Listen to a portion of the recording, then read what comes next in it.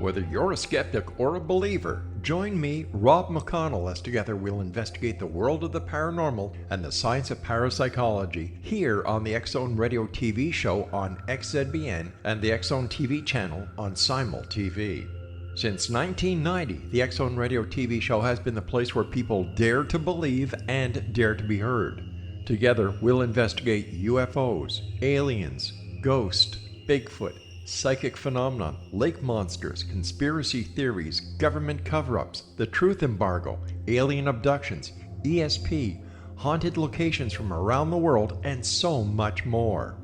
With over 28 years of broadcasting and more than 4,500 individual guests, the X-Zone is truly a place where fact is fiction and fiction is reality, as evidenced by the credibility, integrity, and professionalism of the guests that we bring to our international audience. If you have seen a UFO, had a close encounter, seen a ghost, Bigfoot, lake monster, or a story that you would like to share or have investigated, contact me, Rob McConnell, by sending me your email to xzone@xzoneradiotv.com, or you can call toll-free 1-800-610-7035, extension 143, and on Skype, X-Zone Radio TV. For more information on the X-Zone Radio TV show with yours truly, Rob McConnell, visit www.xzoneradiotv.com or www.xzonetvchannel.com or simultv.com and xzbn.net. Until next we meet here in the X-Zone from our broadcast center and studios in Hamilton, Ontario, Canada, always remember, X-Zone Nation, keep your eyes to the sky and your heart in the light.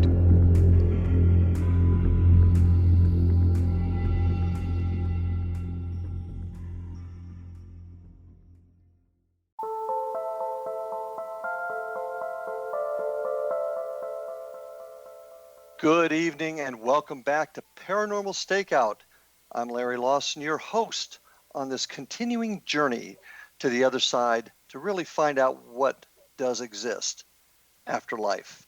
And tonight, as always, we're coming to you from the X-Zone Broadcast Network, headquartered in Hamilton, Ontario, Canada. And I'm speaking to you from beautiful Vero Beach in Fellsmere, Florida, at the Southern Command Post of the X-Zone Broadcast Network. Really excited tonight to have Mr. Alex Bobulinski, from Spectral Wolfpack Squad Paranormal in Birmingham, Alabama. Alex is a 28-year-old investigator from Birmingham. In the Deep South, the paranormal phenomenon are often found in remote and forgotten places, and that's exactly where Alex prefers to be. Sightings of Bigfoot and other strange creatures have been reported to be lurking in the dense forests of Alabama where Alex lives. When he's not tracking mysterious beings in the wild, he finds himself in some of the creepiest abandoned buildings looking for ghosts and evidence of local lore and legends as he films his expeditions into the unknown. With his laid-back approach, Alex brings a calming feeling to the investigation and is never flustered by any scenario. Alex, welcome to Paranormal Stakeout, my friend. Hey, thank you so much for having me, man. Yeah, good. Well, how is the weather up there in Alabama? And that's up there for me. So have you guys gotten rid of winter yet? Oh, yeah, we're pretty much jumped straight into summer. Today was pretty hot outside. We did a lot of gardening work today out in the yard, but we didn't get any snow this year or anything. So. Okay. Well, Spectral Wolfpack Squad Paranormal, and that name, along with all the things that you do, when did you get into the business and what brought you into it? What tell me about that. So, throughout my life, I would have paranormal experiences starting when I was a child. One of the first ones I can remember that I like to tell about was when I was in my room at my dad's house and I was sitting in bed and I looked up and there was a man sitting in the rocking chair in my room. And I felt safe around this man, so I got up and I walked over to him, and I was going to sit in his lap because he just felt familiar to me for some reason. And I hit the seat with a thud, kind of surprised me. I was like, what did I just see? Later on, I kind of put it together that I believe it was my grandfather, who I never met, who was my mom's father, and I think that he had came and visited me because a lot of the other kids in the family had been seeing him. People, they never met him, but they would say they saw Pawpaw, and they would like talk about him, even though they didn't even know he ever existed really, because they were so young.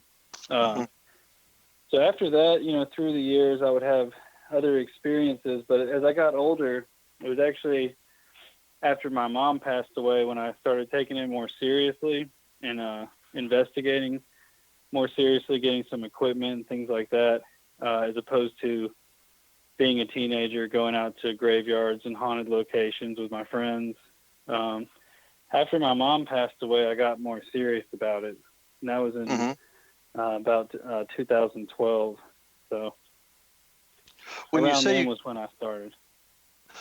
About 2012. When you say you took it serious, you just didn't think it was real before, and not even that so much, but just a sense of the investigative side. I was always a believer, and I was always very interested in all things unknown, like from Bigfoot to spirits, werewolves, things like that. And I was always seeking those things, but there was a point in time where I was like, this is what I want to do. I want to take this more seriously in an investigative sense, try to capture my own evidence, footage, things like that. And eventually I ended up started putting it out on my YouTube channel. I started the YouTube channel about, I think, 3 or 4 years ago. So that's when I finally started putting my stuff out there. What's your, tell our guests, where's your YouTube channel at? You can find, if you go to spectralwolfpack.com, you can find all my links and everything.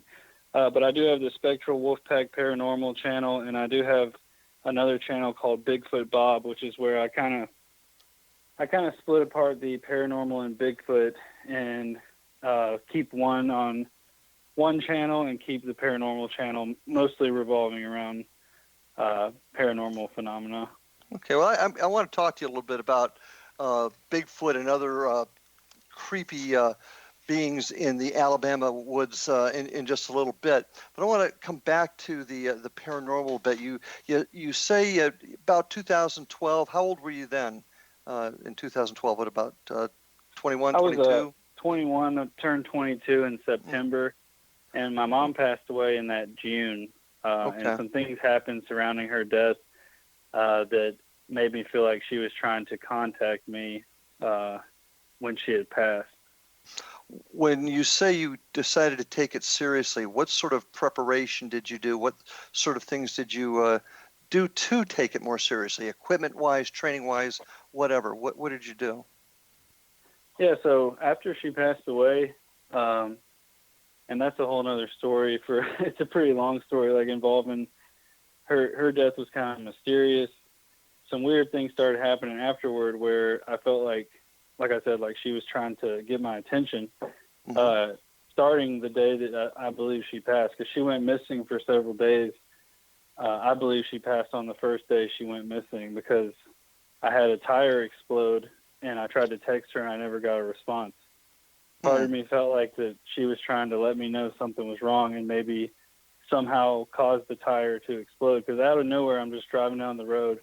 I've gotten flat tires before where the tire just kind of goes flat, but this like exploded with a force. It was just kind of odd.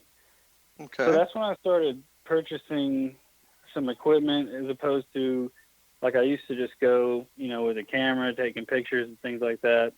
I started researching more into equipment, like digital recorders. One of my favorite things to do is ITC, instrumental transcommunication, using different radios and things like that to attempt to communicate with, whatever we were trying to talk to, and getting intelligent and relevant responses back sometimes. So basically just researching and trying to get that equipment and learn how to use it properly. So mostly self-taught, I'm assuming?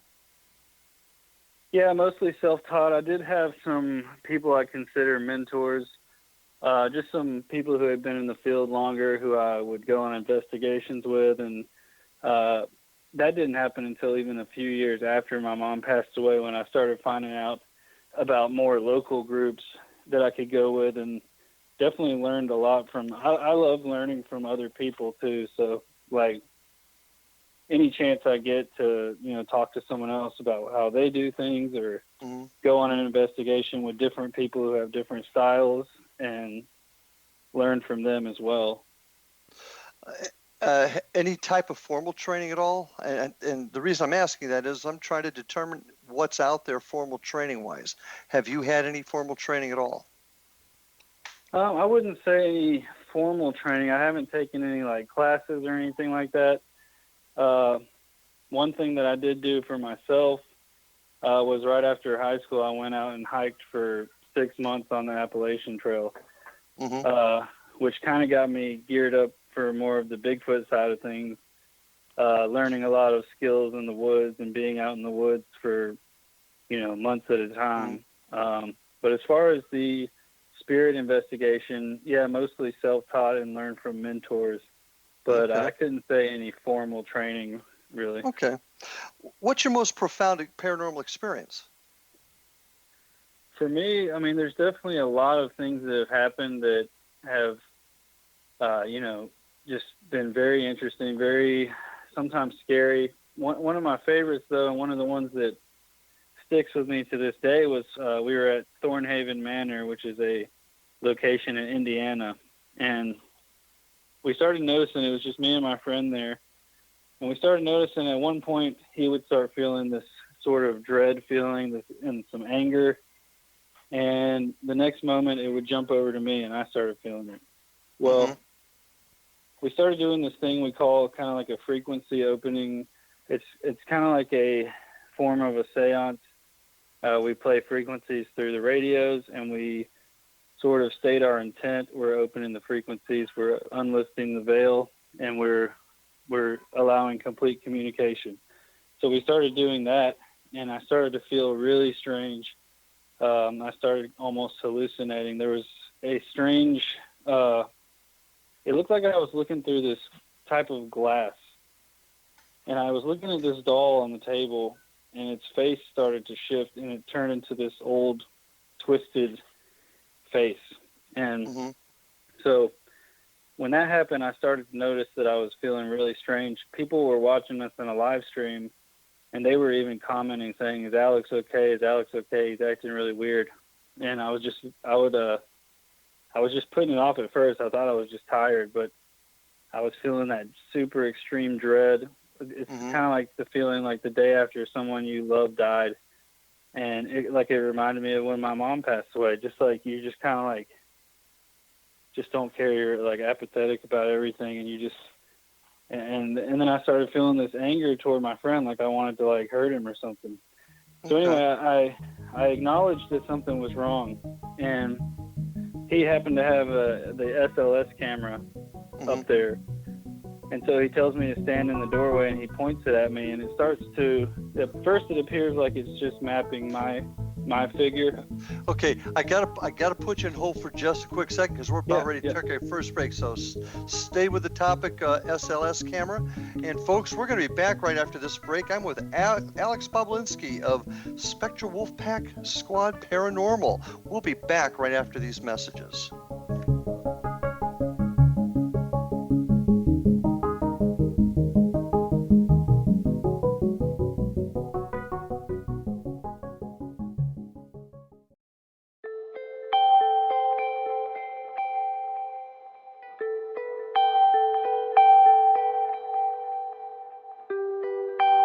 It's hard to listen to the news without realizing we're living in volatile, unprecedented times. Yet never has there been such an opportunity to transform the human condition.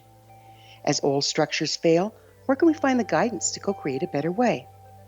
Find Your Path Home is an ever-evolving, leading-edge information, education, and healing resource center designed to support and guide you on your path to unity and enlightenment.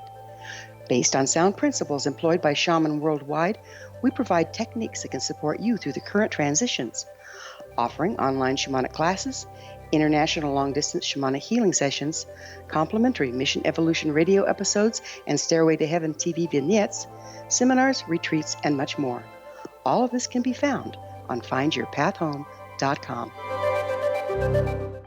So I was watching the X Zone TV channel last night when I was abducted by aliens, and they kept repeating to me over and over again, simultv.com, simultv.com. What's simultv.com? That's what I asked them. They had it written on the side of their UFO. How do you spell that? UFO. No, I mean simultv.com. simultv.com. simultv.com. Right. simultv.com. Interesting that you were abducted by aliens in a simultv.com UFO last night. Oh, yeah? Yeah. Now that you mention it, I remember now last night I was awakened from a deep sleep. My great-grandmother was standing there. She said she'd come from the hereafter to tell me about simultv.com. She even spelled it out for me. simultv.com, sonny boy. simultv.com. simultv.com, sonny boy. Wow. Yeah. Guys, you'll never guess what my psychic guru just told me. simultv.com. Exactly. Are you guys psychic too? Of course. We all know about simultv.com. simultv.com.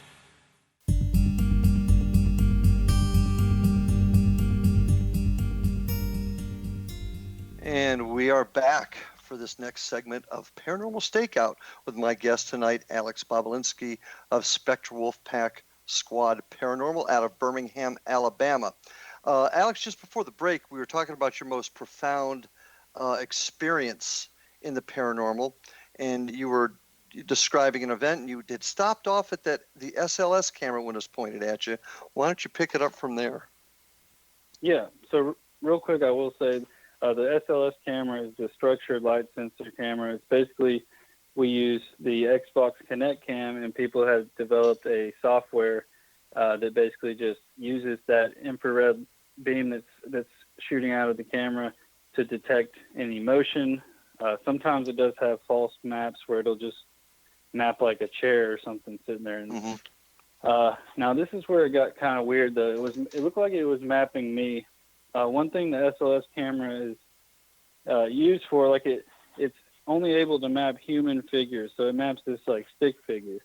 But the one we were using, the program we were using, can also map the mass of what it's seeing. So it'll put this color to it, and the color will kind of take a shape as well.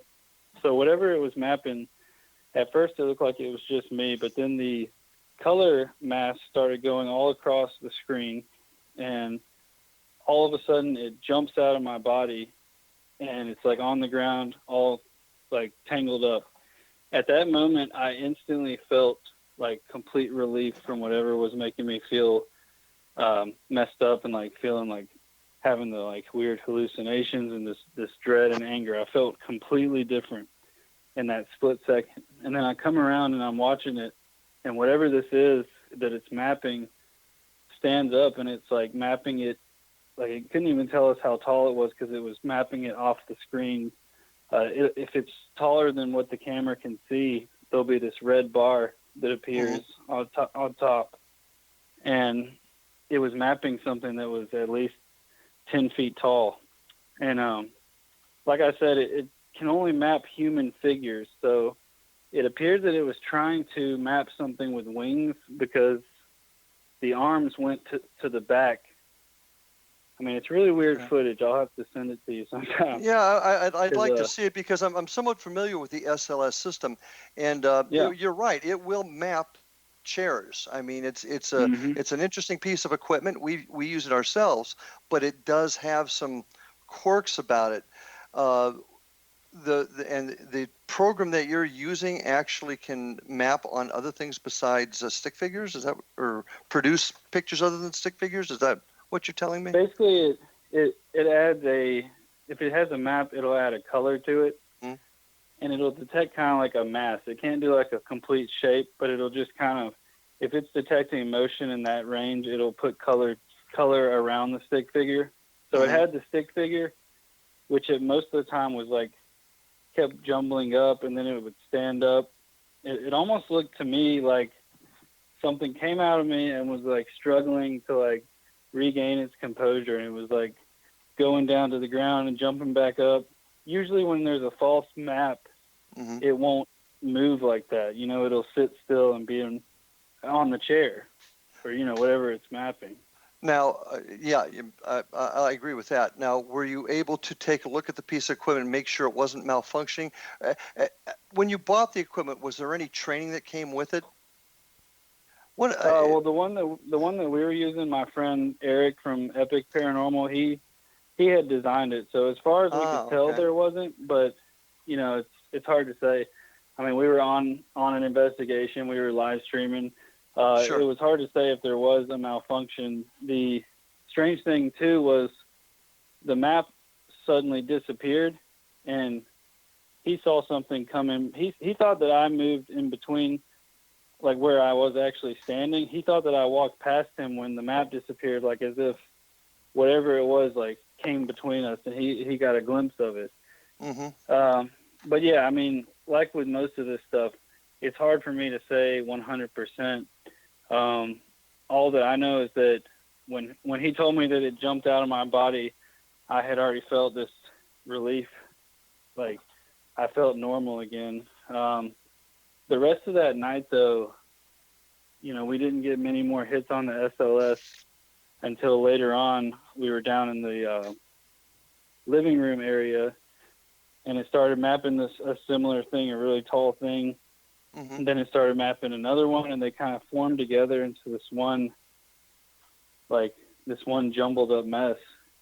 So we just had a lot of weird stuff going on with the SLS, but like you said, though, I can't say for sure it wasn't malfunctioning. But just the way we were feeling, the way it kept bouncing back and forth between us, and I noticed after it had jumped out of me, I began seeing like light anomalies with my own eyes, like all over the place. Like I would go downstairs and I would see something, and I was actually the people watching the live stream. Were you still filming at this point, right?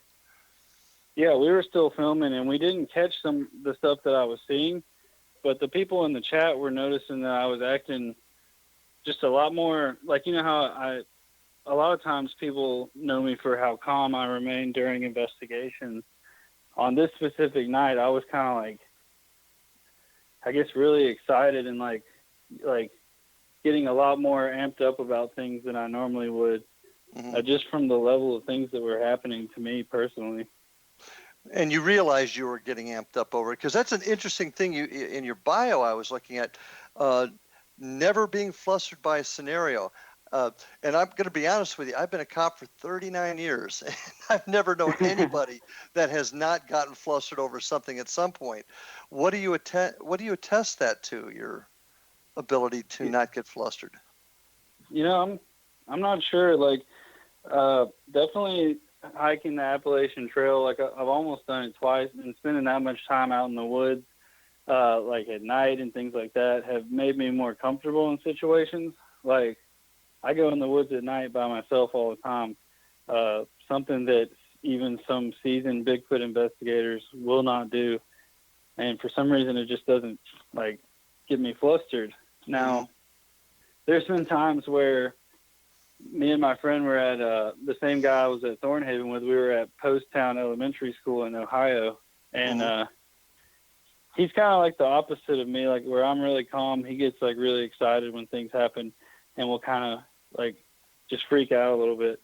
One night we were upstairs and a door slammed, and he was in the other room, and you could hear him like screaming like, "Oh my God, the door slammed!" And on the camera you can see me, it like slams right beside me, and I just kind of looked over at it, and I'm like, "Door slam?" Like, doesn't even faze me for some reason. Well, you seem like a mellow dude, no doubt about that. How many investigations have you done, Alex? Gosh, it's hard to say. I mean, on my YouTube, I have, if you count all my live streams, even like home sessions and things like that, well over, I think, 500 videos. And that's just on the Paranormal channel. How often do you go out? I mean, I do this a lot. Even, on location investigations is going to be definitely not as often, maybe like a couple times a month if I can. But I do sessions at home. I do live streams from my house where we'll do ITC sessions for a couple hours. Mhm. I actually live in a 117-year-old mining house in Alabama, and we have a lot of activity here as well. So over time, it's kind of become a big part of my life, like living and breathing it day to day. It sounds like it. Yeah, always reading about it, watching stuff about it, trying to learn more, and then also investigating. Well, I mean, 500 investigations, and you're only 28. That's a lot. Do you have a full-time job? I work full time. Currently, I'm actually just a delivery driver, and I used to be a manager at the restaurant I work at, but I kind of stepped down to put more time into my YouTube and to put more time into this type of work. So I shifted over to full-time delivery driver and then doing this stuff as well. Wow. Okay. Because it sounds like you spend an awful lot of time, because most of us have, what I like to call grown-up jobs. So I find that really, really interesting. How many people are on your team?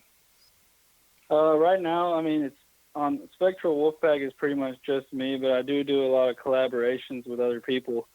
Like the guys we filmed a documentary in Madison, Ohio, with a couple of my friends, and then I'll do things like that. And then I live with my fiance, and she goes with me sometimes, but she's pretty sensitive to it. I've had some profound experiences with hers too. I almost would consider her to have some medium abilities, such as channeling things through herself without even like being able to control it or knowing it. Mm-hmm. Okay. And that can get pretty weird sometimes. We've got about a minute to go before we take our next break, but in a minute, tell me what you think a ghost is. What is your theory? That's an interesting question. It could take a lot longer than a minute. I'm going to do my best. To me, I don't know 100% if it is human spirits. I mean, I'm sure there is some of that out there, but I can't say for sure. Some of the stuff that happens is just so mysterious and strange. Sometimes I even wonder if it's our own brains causing some of these things to happen. Like, for instance, if I throw a rock and say, "Can you throw a rock back?" and then a rock gets thrown back, could it have been possible that somehow I caused that to happen with my own thoughts? Philip's experiment out of Toronto. Listen, we are going to have to take our next break, but when we come back, let's talk about Bigfoot and the other creatures that lurk in the forests of Alabama. Folks, this is Paranormal Stakeout. My guest tonight, Alex Bobulinski from Spectral Wolfpack's Squad Paranormal. We'll be back right after these messages. They are here, and they've been here for thousands of years, making their presence known in the shadows. They might be seen by a lonely motorist on a deserted road late at night, or by a frightened and confused husband in the bedroom he is sharing with his wife. But who are they? What do they want? Why are they here? Perhaps most concerning, has the government been aware of their presence all along? The new book by Ellie Marzulli, UFO Disclosure, the 70-year cover-up exposed, delves into the world of UFOs. Can full disclosure be soon? Order now and receive a free hour and 37-minute DVD on the UFO phenomenon. UFOs are real. Get both the book and the DVD, a $40 value, for only $19.99. To order your book and DVD today, go to lamarzulli.net. That's LAMARZULLI.net. Rob McConnell here, presenting an overview for Nicholas Paul Jennings, author of a fascinating book, Amen. It presents facts revealed by Egyptologists, facts that enable us to understand why Amen is the beginning of creation of God. It provides recommendations for religious leaders of the major religions to unify their beliefs and teach the Word of God. Love one another. Amen informs people how mankind conceived God. It was the Egyptians that developed the concepts of a soul, a hereafter, and Son of God. And finally, after the worship of many gods, they conceived the belief in one universal God, the maker of all there is. For more information, visit www.futureofgodamen.com. That's www.futureofgodamen.com. You have heard of the X Zone? Now watch it on Simul TV, plus 500 video games, live TV channels, free video on demand, worldwide, and more. Does this sound like tomorrow's television? Well, it is, but you can have it today, right now. It is Simul TV. Simul TV offers what the others only wish they could provide. 15 exclusive channels like X Zone, sci-fi, and horror. We are worldwide. No other provider offers that. 500 built-in video games. No need to have an extra expensive system. We have them included. Free video on demand. Live streaming events from around the world. Interactive online network, and much more. Tomorrow's TV today. Simul TV. Sound too good to be true? Well, it's not. You can have Simul TV today. Sign up at simultv.com. Do it today.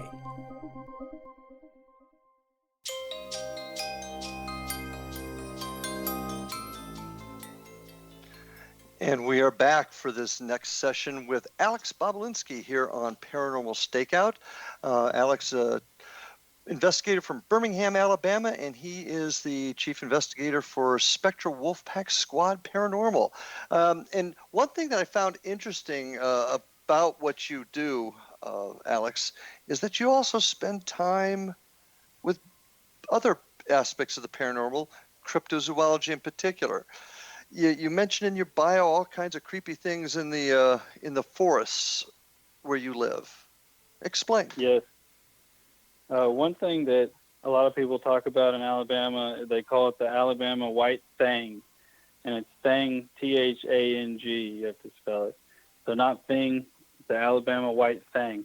And it's like some people describe it as being a Bigfoot type creature, usually 7-8 feet tall, with white, furry white hair. Some people describe it as more of like looking like some kind of bushy lion.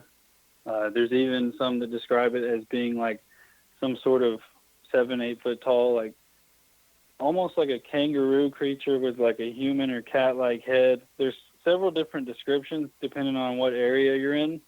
Because it's sighted mostly in North Alabama, but I have started to find sightings closer to Central and South Alabama as well. So that's one that I do investigations on and try to find people who have had sightings and document their sightings. And that's called the Alabama white thing. We have a lot of we have a couple of these witch legends out in the woods. Like there's the Hines Road Witch. There's this thing they call Huggin' Molly, which is in Abbeville, Alabama. It's kind of like a legend. They have like even on their sign riding into town, you can see it on the sign. Those aren't as much into the cryptid realm. You got Two-Toed Tom, which was a giant alligator with glowing red eyes, closer to the Florida state line. And the legend says that he actually crossed into Florida and no longer is in Alabama. We got the swamps down south where they say that Bigfoot can be out there, skunk ape. Well, what experience have you had? Have you actually experienced a Bigfoot sighting? So for my personal sighting, I can't say 100% that it was a Bigfoot, but whatever I did see was very tall. What happened was I went out to Talladega National Forest, which is I believe it's about 400,000 acres of wilderness, and I had hiked off trail. I went and followed this creek, and I actually night hiked out, and I set up camp when I got to this clearing because I was like, well, I better set up now. I might not find a good spot. Throughout the night, I had these weird dreams. Things were I woke up kind of feeling kind of weird. I got out of my tent, and I looked up on the ridge, and I saw something standing up there, like staring down at me. And from what I could see, it was covered in kind of shaggy like a light brown, maybe reddish brown fur. And when it noticed I was looking at it, it instantly took a couple steps back and was just gone. Mm-hmm. And like I said, I can't say for sure it was a Bigfoot, but something was up there watching me that had to be at least 6 or 7 feet tall. And other than that, I have had some really weird experiences, like hearing strange vocalizations in the woods, similar to what they call the samurai chatter, which it almost sounds like some kind of native, or some people describe it as sounding like samurais talking to each other. It's just this really weird, it's like gets really deep tones, also some high-pitched tones in there as well, and you'll hear it, and it definitely sends chills down your spine. Like, even for me, I remember the first night I heard something like that, which I was live streaming again, and people in the chat were saying that it sounded like some kind of native language, and we could hear it in the distance. But well, let me ask you this. Yeah. You've had experiences now with both ghosts and Bigfoot, or what you at least believe to be Bigfoot. But I'm going to stretch this a little bit, or ask this question: evidence for Bigfoot. I dare say there's almost more tangible evidence of ghosts that people have collected than there have been of Bigfoot. Why do you think that is? Yeah, it's an interesting question. I mean, because in the Bigfoot world, you have pretty much, there's like a couple different groups. Like, you'll have the people who are big into the flesh and blood stuff, and they don't want to hear anything about the paranormal being involved with Bigfoot. Mm-hmm. They started coining this term, the woo, for the Bigfoot people who are into the paranormal, or even into the UFO side of Bigfoot sightings, where there are UFO sightings in coordination with Bigfoot hotspots. So, it's hard to say, but what I will say is that the Native Americans had a lot of legends about different creatures, like similar to Bigfoot. Like, they had, I believe it was the Choctaw had the Champe, which is like this cave ogre that they would talk about, as well as people talking about the little people, which some people would say are called the Fae, the fairy folk, sort of nature spirits, even elementals, things like that. Well, there's stories about the Fae being able to turn into giant monsters. So one of my theories, or things that I've talked about with some other people, is that maybe the Bigfoot are part of that realm, part of the nature spirit realm, and that's why that's why they only, they appear for certain people. They might appear for a few seconds and then be gone. You might find one footprint and nothing else around it. So your feeling is that it's not some sort of undocumented creature that roams the woods, that it's part of a dimensional creature? Personally, I do think there's more to it than just a flesh and blood creature. I think that if they are flesh and blood, they still have some sort of, I guess, considered, to us, it would be considered like mystical properties, or something that we don't understand. But I do think that could be possible. But is there any evidence linking that? I'm really I'm a big evidence guy, so that's why. As you should be. I mean, and definitely, it's important to always try to find that or gather that, and that's one reason I go out there trying to catch this stuff. See, for me, the best evidence we have is mostly like, and it's not really even evidence, I guess, eyewitness accounts and things like that. So like things that I've seen, like I saw something in the woods that I considered to be, I would just call them like will-o-wisps, these like blue strobe light they looked like insects, but they were blue light in Alabama. So, we have coordination with, like, you'll have someone see a Bigfoot and then they'll see these strange lights. Some people believe that the Bigfoot can turn into these things, turn into the lights and fly away or go somewhere else. You have sightings of the UFOs.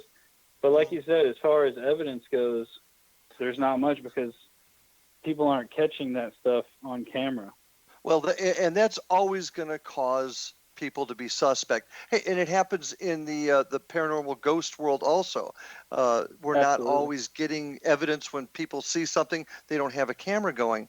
But this connection between ghosts, Bigfoot, and aliens, UFOs, Yep. that seems to be a trend. I find personally some concerns that is it folks maybe trying to reinvent themselves?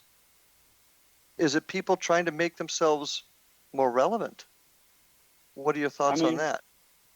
For some people, definitely, like I do see, I mean, you're always going to have people, hoaxers, people trying to, you know, try to say that they saw the next big thing or something strange.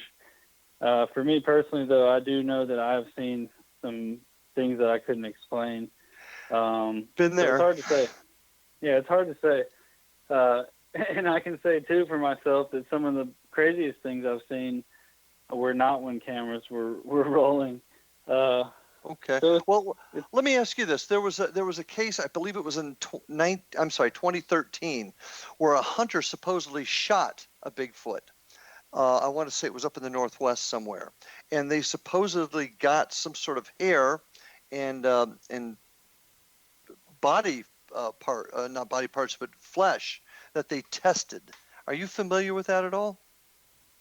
I don't think I'm familiar with that story, but I have heard stories of people either claiming to have hair or, bodies. Like there was one in Georgia where someone had a body and it turned out to supposedly be a hoax. And see, and that's what I'm getting at. What are we going to do to stop people having the hoaxing, creating these hoaxes? Because it hurts everybody. And my biggest problem with Bigfoot, and I've got some very dear friends that are in that field, and I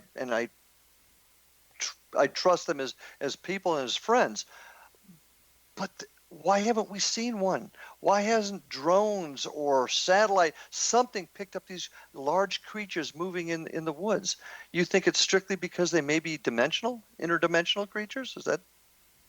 I mean, it's possible. I mean, Ron Moorhead has a book which is called I think it's called Quantum Bigfoot, which kind of goes into the whole quantum physics ideas about the different dimensions and things like that. Some people even talk about them being able to, like, being some type of like frequency, being some type of frequency that we can't see with our own eyes or our cameras can't see. And that's something that we deal with on the paranormal side too, frequency and vibration. Very interesting. But listen, we're getting ready to take our last break. So folks, I'd like you to stay with us. I've got Alex Bobulinski from Spectral Squad Paranormal with us, and stay with us for this last session coming up. This is Larry Lawson on Paranormal Stakeout.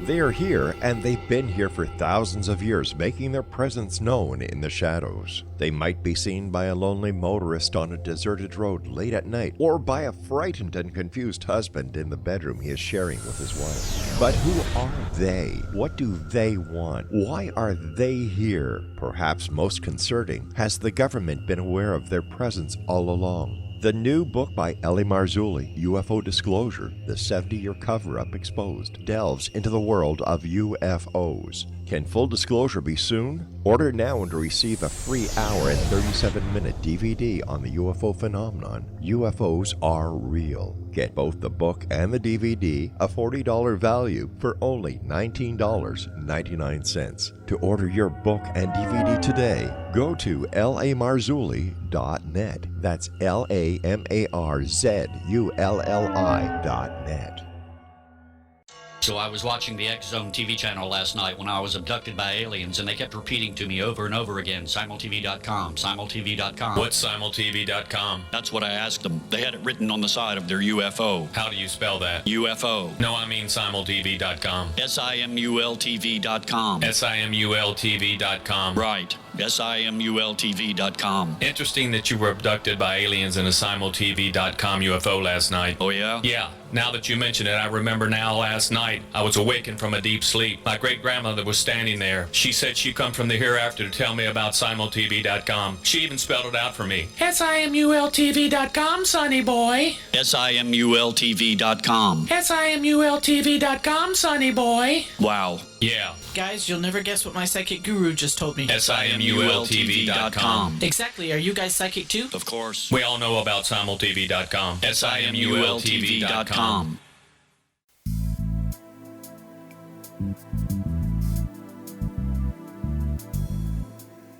And we are back on Paranormal Stakeout. My guest tonight, Alex Bobulinski, Spectral Wolfpack Squad Paranormal. You can check out his website at www.spectralwolfpack.com. I'd also like you to go ahead and visit my website at www.paranormalfbi.com. You can also find me at www.paranormalfbi.com down here in Florida. I'd also really encourage everybody, there's some great programming on the X Zone Radio and Television Network. Go ahead and come check us out. Check out all the great programs on there, www.xzone.net. In our last few minutes together, Alex, you've brought some interesting concepts together that I'm seeing happen more and more in the field these days, the connection of the ghosts and Bigfoot and even aliens. But I think the answer is going to be not only in the training that I talked about before, but the improvement in equipment. That's my opinion, but I'd like to ask you, where do you see the future of the field going? Where are we going to go from here? Yeah, I definitely think that a lot of awesome developers out there and people working on equipment and working on new devices and things like that. But also for me personally, taking it back, like I've been doing a lot of reading into some old occult texts and things like that, like forgotten knowledge that people don't really talk about anymore these days. Okay. For me, it's a blend of both of that. Looking into some of those old ways that people used to do things, well before there was any kind of camera or digital recorder. I like to do that, mix those with new equipment. So like now we can film those old school seances, or we can film things like that, or we can use scrying mirrors and film our sessions with that too, and hopefully we can catch something that we can show people. I know personally, like with some of the things that I've tried, I've definitely caught some really, I would say some of it's pretty compelling. Mm-hmm. Well, what sort of things have you done in these experiments when you've gotten compelling evidence to help keep the evidence sterile, if you will, to make sure that the evidence you've collected can't be attributed to something else, a car or light outside or somebody whispering? What do you do in order to keep your evidence pure? Yeah, it's definitely a hard thing to do in this because, when you're setting up experiments or things like that, you might not have any results, or you might have something happen, and you might do the same experiment again and get completely different results, when dealing with the paranormal. But that's not what I'm talking about. What I'm talking about, what do you do to set up your investigation to minimize things that could cause somebody to say, well, you didn't do this, or that could have been that? What do you do to minimize that? Yeah, the thing that I do, and really I guess it's all I can do. I try to film everything, and then of course, when I'm reviewing things, I'll try to look for those inconsistencies, or if anything happened that I can try to explain, keeping a skeptical mind about it. But it's definitely can be hard to do. Like, for instance, doing the ITC work, people can always say, well, that was just a radio frequency coming through, or a DJ, something like that. So it's definitely one of the harder things to do is presentation of evidence for people. Yeah, and the preservation of evidence to me is vital. And I don't know that we as folks in this field have done that very well. When you do an ITC session, for example, what sort of checks and balances do you put into place as that session's going on, whether it's just an EVP session or using a ghost box? Do you put any type of checks and balances in place? So, I mean, one thing that I like to do with any of my investigations is I don't like to speak in absolutes. Like, I won't say this is 100% what this is. I like to leave it. I like to show it to other people and see what their thoughts are on it too. Okay. As far as ITC though, personally, I'm a believer that whatever we are talking to, because I'm not going to say it's, human spirits or something else. I don't know what it is. I just know that for me and my personal experiences, I have heard things come through that seem to be relevant. And I can, and like I said, I'll put that out there and show people, and I'll see what they think. Like for me, some of my favorite responses are the extremely direct ones, or things where I'll ask if they can say something and it will say it back to me. Things like that kind of, I mean, you could still say that it's just the radio, because I guess it is possible. I mean, it's random coming through. I mean, the odds are pretty astronomical, I would think, for certain things to come through that I've asked that did come through, but it's hard to say. Well, when you catch this evidence, it's compelling, and I understand what you're saying, but I firmly believe that we can set some things into place that will at least minimize the opportunity for contamination of evidence. But what do you do with the evidence? Once you get it, you've collected it, you've got this great EVP, where do you put it? Where do you archive it? And how do you access it later? Yeah, so one thing I like to do, I keep it all on my hard drive on my computer, and also I'm not one to like hoard my evidence to myself. I put it out there, upload it online, and ask people what they think about it. I have some stuff that I keep private, like if it's a residential case or some private case that I'm working on for a person. But I like to keep it on my computer, put it on YouTube, and get it out there. One thing I do specifically with like ghost box or EVPs, I will sometimes use some equalization, try to bring out the mids and really bring out the voices. Sometimes even trying to slow them down to see if we can make out what certain things say, doing things like that. But also I like to upload raw footage just so people can see that it is just not been messed with at all or anything like that. Well, okay, and do other people have access to your computer, for example, where you store your evidence?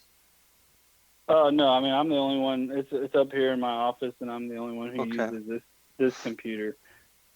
See, that's also a concept that comes from my law enforcement background. Evidence has got to be kept where it cannot be contaminated by anyone else. And I don't think that's something that we do in the field enough, and that's keeping evidence in a spot where you can testify. If you had to go to court, you want to be able to testify. Nobody's had access to this evidence to alter it. And I don't think we do enough of that in this field either. I gotta say, I like the way you do things. I mean, we need more people like you in this field so that people will take it more seriously. Well, then how do we do that? How do we do that, Alex? Tell me how we do that. How do we convince folks? It's tough, and it's hard. It's hard for me to say how. I really don't know how. For me personally, like, I do this because I love doing this, and it's a passion I've had my whole life. I don't really, I don't really get offended if someone laughs at me if I say I'm a paranormal investigator, things like that. But I do want to show people compelling evidence and try to prove the existence of these phenomena. But it's a hard question. I'd have to think on that even longer.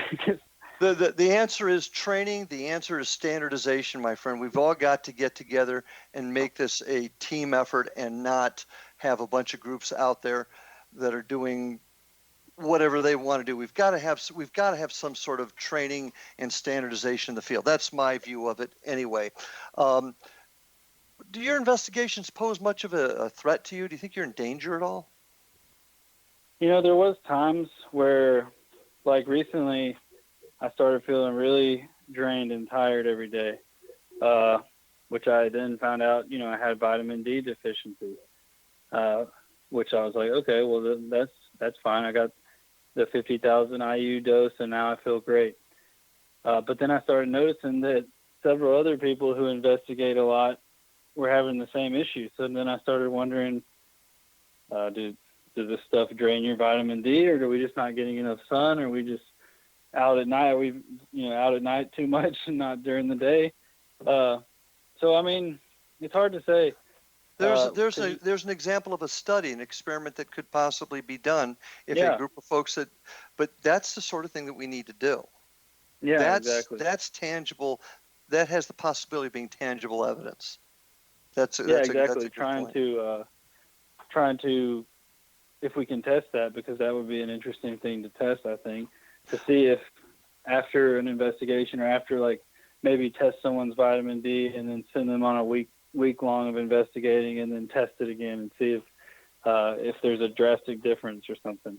In my opinion, that's the type of thinking we need to do. We need to improve our equipment, but we need to start thinking outside the box and coming up with legitimate experiments that we can work with the scientific community to maybe come up to find these answers. As you so well put it, is it even us that's creating this evidence? One last question before we go. What's the future for Wolfpack Spectra Wolfpack Paranormal? What's the future? So next month, April 20th, we've got Madhouse, a paranormal documentary coming out. We'll be on Amazon and Vidi Space and a couple other platforms. And that's kind of like one of my bigger projects I've been working on with three other guys, Keith Campbell, Steve Brott, and JP Doyle. And we worked on that for the last several months, putting together this documentary of our experience at Madison Seminary in Ohio. Cool, so great. I'm really excited for that. And we'll be looking forward to it. Unfortunately, my friend, we are out of time, folks. I want to thank all of you for joining me tonight on Paranormal Stakeout with my guest, Alex Bobulinski of Spectra Wolfpack Squad Paranormal. Thanks for being here, and we'll see all of you on the other side.